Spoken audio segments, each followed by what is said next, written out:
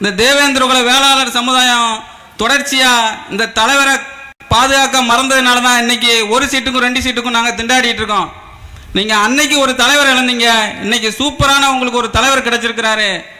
இன்னைக்கு இந்த வயசுல இப்படி சுத்துற ஒரு ஆள் எங்கேயுமே கிடையாது. கார் கிளாஸ் இறக்காம போறாங்க.